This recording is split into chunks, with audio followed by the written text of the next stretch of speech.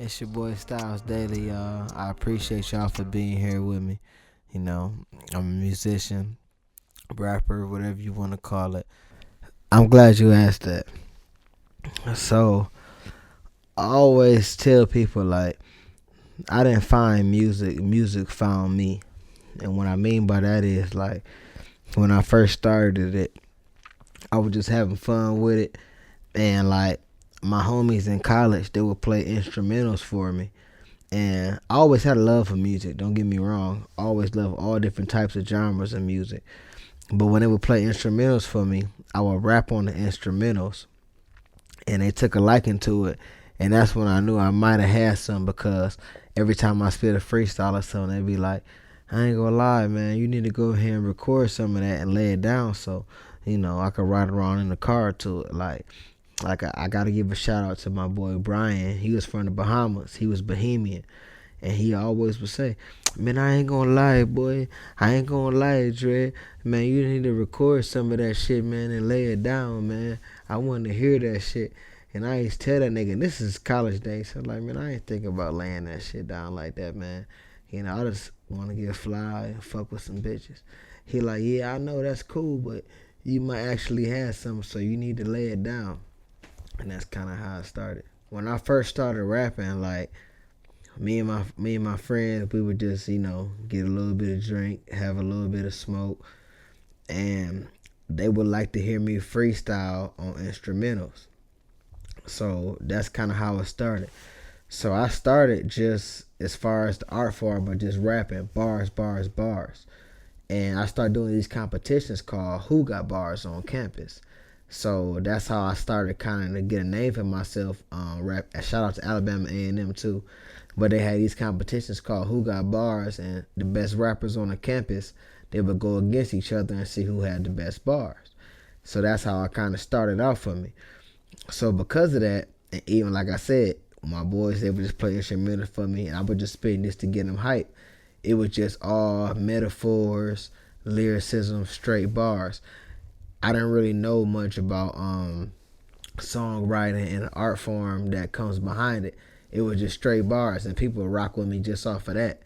But once I got into it more, I started to realize, all right, I gotta learn a way of songwriting format and then stuff like that. So that's how I actually really got into it. But when I first started though, I didn't know nothing about no song format, nothing about no writing, nothing. People legitimately just mess with me just because off of the bars that I made off of my music in competitions. I'm really glad you asked me that. So I kind of feel like for me and for my homies, I'm the first person to create my own genre in the music industry. And what I mean by that is that's where I came up with rhythm and smooth. Now I know you got your R&B, you got your rhythm and blues, but the music I make, the reason I call it rhythm and smooth is like it's smooth enough to where it could be R&B, but it's still for the real niggas. You know what I'm saying? And it's a little bit different. It's not necessarily catering to women. They can feel it too, but it's not just like the rhythm and blues. It's the rhythm and smooth. Like. So that's just kind of what I represent. You know what I'm saying? And I know the people that's with me, that's what they represent. So I kind of did that for us. I was like, all right.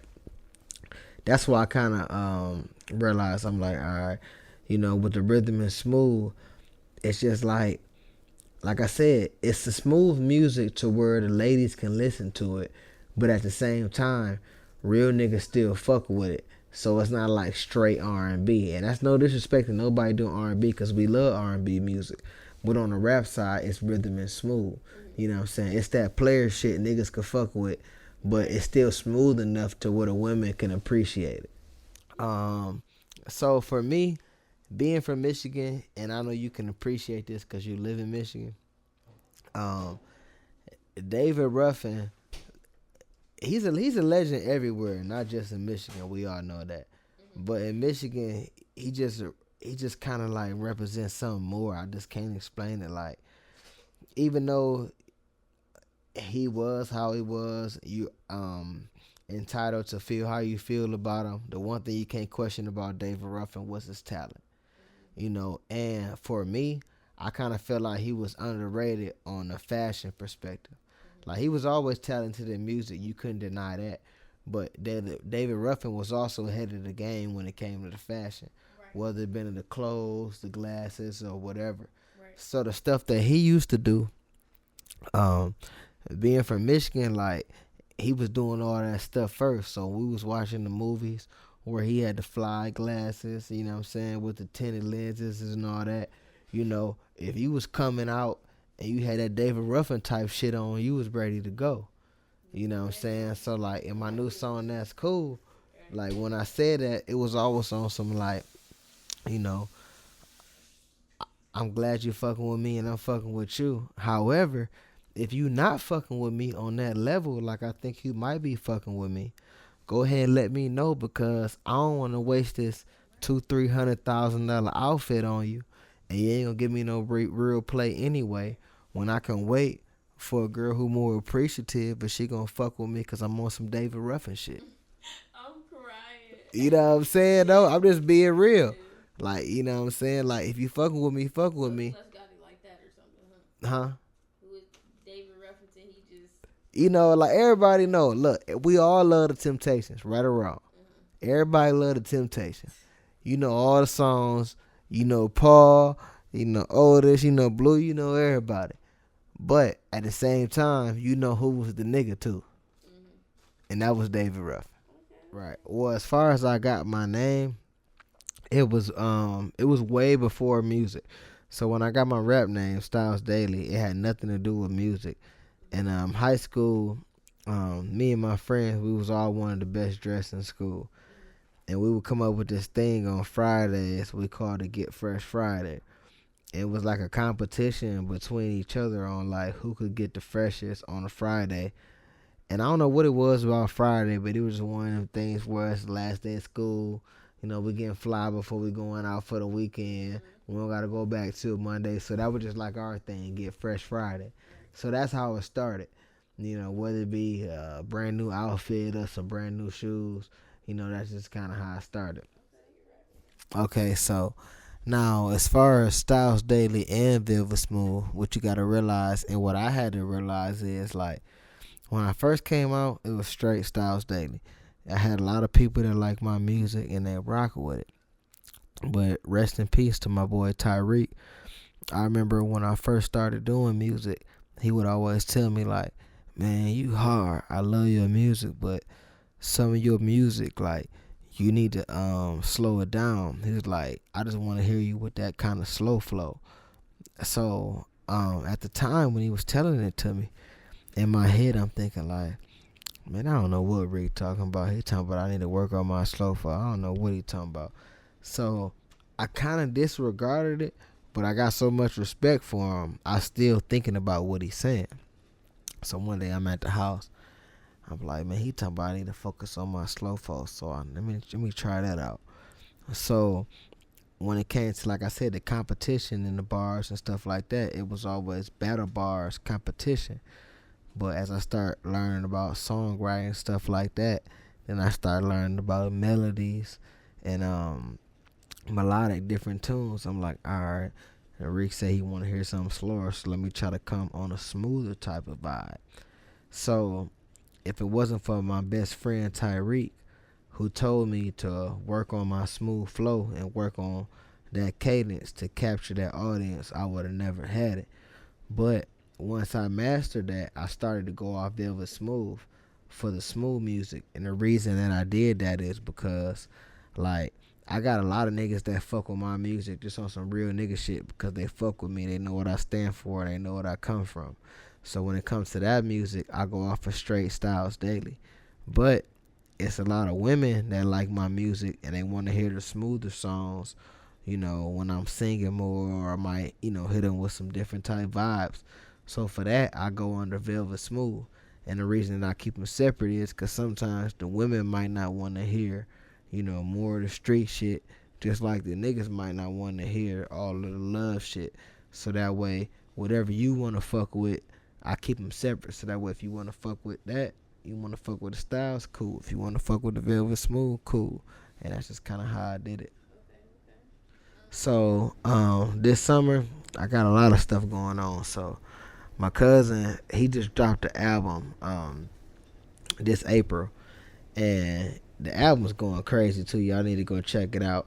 It's called Trappin' Ain't Dead. Shout out my cousin Junior Bankroll. My nickname from is Water Whipping. That's just between us. You know what I'm saying? We got a song called Water Whipping. It's going crazy. And we ain't even really released that yet, but y'all just be on the lookout for that. But so he just dropped this album, and we got a song called Smoking and Drinking. He killed the hook. He got a verse on it, did his thing. You know, I killed my verse. So I'm excited for y'all to hear that. It's actually his song, but I'm featured on it. So that's coming out this summer? Yeah, that's coming out this summer. Like, I'm telling you, when that come out, Smoking and Drinking, that's going to be one of the ones you got to remember, the Smoking and Drinking. And then what was so crazy is, like, right. And then, like, when he sent it to me, like, I was out of town. I was on vacation. You know, so I'm back at Alabama A&M where it all started from me. I'm in college, you know what I'm saying? And I'm going to be honest, we smoking and drinking. You know, we kicking it, we vibing out. So it was like, it almost didn't even feel like I was trying it. Like, because I'm living it, you know what I'm saying? Exactly. So it's almost like somebody was literally typing the words to me on a computer and I'm just writing it out. You know what I'm saying? That's kind of how it was, like, for real. It's crazy. But, besides that, like I said, I'm knocking on all features right now. But I got an album coming out as well called Baby Smooth. And when that come out, it's up. One of the singles on that is That's Cool.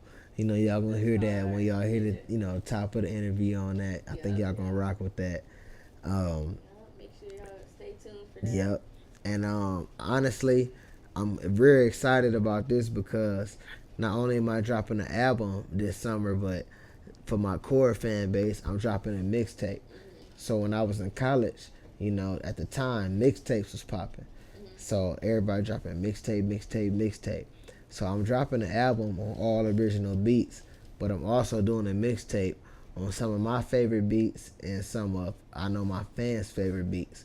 So I give them that feel that they looking forward to. So I'm dropping a mixtape just because that's how I started, you know what I'm saying? So I'm trying to stay organic to that too.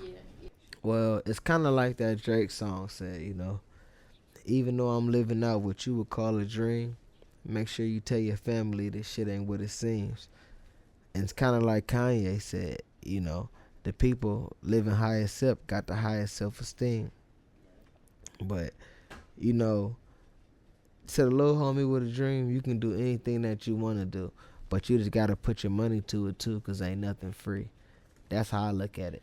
And you can't expect... Say your mind, your mouth. Nah, You heard it. I'm going to be real. Your money. Look, you got to put your mind and all that to it, too. Spending your money on drinks. Right, but don't be spending your money on nothing when you could have been spending it on the stuff that you supposed to be spending it on. You know what I mean? And you can't expect nobody to do nothing that you wouldn't do for yourself. You know what I'm saying? You gotta start with yourself. Straight up. And I kind of feel like it's a reverse mindset sometimes with the younger generation and how they be thinking. Not all of them, you know what I mean? But I understand. Like, I don't fault them because you might not have had nobody that was in position to give you the knowledge that you needed to help you get where you were supposed to be. They're trying to get it fast. You did. Like, when I was coming up, I had uncles that was in my life, you know, my pops and stuff like that. But it was still certain shit that I knew I could ask them, but I was living faster than I was supposed to live. So I didn't know if I could ask them, if that makes sense. That's why I got a younger brother that's a senior in high school. I tell him, I'm like, look, bro, I know I'll be on you sometimes, but I'm here for you to ask me the shit that you think you can't ask nobody else or you might be scared to. And the reason I make myself available for that is because when I was a young nigga coming up and I was living how I was living, I didn't think that I could ask nobody that type shit. Or I felt like I didn't, even if I did. You know what I'm saying? So Where can we find you at? So my music, you find me pretty much anywhere you can get music, you can find me. YouTube, iTunes, wherever you listen to music. Like, I know everybody got their own websites and all that, Social but media. What about social media? Instagram at Velvet Smooth. At Velvet Smooth. You know what I'm saying? You know, Twitter at Styles Daily. So y'all rock with me. And this summer we going crazy too. Shout out to Whole Daily Entertainment. You know, shout out my homegirl Nico Frico. You know what time it is. Shout out my nigga Big Play Dre. Shout out the whole gang. Shit, shout out the whole Michigan. You know what I'm saying? And I just want to give a big shout out to everybody that believed in me and everybody that's still rocking with me, because I wouldn't be nothing without y'all. On the gang, you know what time it is. Nigga, real P shit, Daily NT shit. It's your boy Styles Daily, man. We got another one. New interview, new video on the way. Shout out my homegirl Nico Freako. Shout out my boy Big Play Dre. We back. Styles. Go get that new shit, man. It's up. You mean?